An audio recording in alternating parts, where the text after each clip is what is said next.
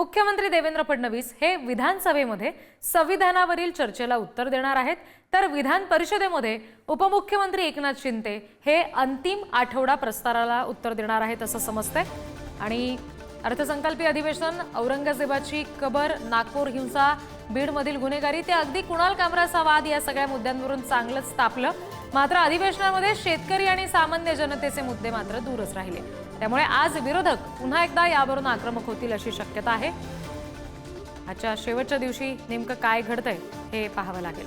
आणखी तपशील आपण घेणार आहोत। प्रतिनिधी पंकज दळवी आपल्याशी जोडले गेलेत त्यांच्याकडून। पंकज, आजचा शेवटचा दिवस आहे, काय नेमकं घडू शकतं? विरोधक अनेक मुद्द्यांवरून आजही आक्रमक होण्याची शक्यता आहे।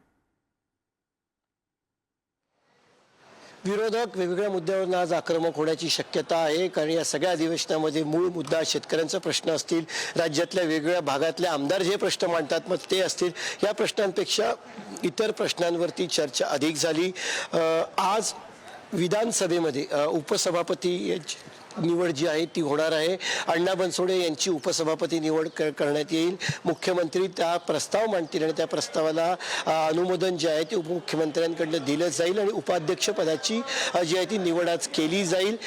त्यासोबतच विधान परिषदेमध्ये अंतिम आठवडा प्रस्तावाला जी आहे ती उपमुख्यमंत्री उत्तर देतील। संविधानावरची चर्चा आहे, मात्र या सगळ्या गोष्टींमध्ये मूळ मुद्दा बाजूला राहिल्याचा विषय जो आहे तो विरोधकांकडून उचलला जाईल आणि त्याच्यावर विरोधक आज सुद्धा आक्रमक होतील।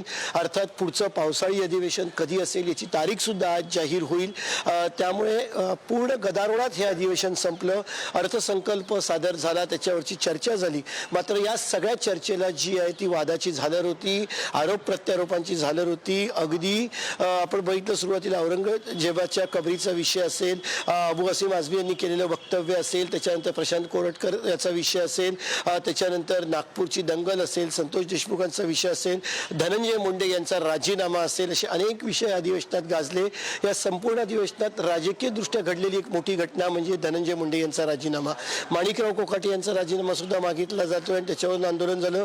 या अधिवेशनात अनेक वेळा विरोधक आणि सत्ताधारी पायऱ्यांवरती आंदोलन करताना एकमेकांच्या समोर आले आणि त्यामुळे अनेक जे आहेत ते वेगळे प्रसंग या विधिमंडळाच्या अधिवेशनात आपल्याला पाहायला मिळाले। आज सुद्धा विरोधक या अधिवेशनात काही सत्ता महाराष्ट्राच्या हाती लागलं नाही हा मुद्दा उपस्थित करण्याची शक्यता आहे। जी, धन्यवाद पंकज दिलेल्या माहितीसाठी।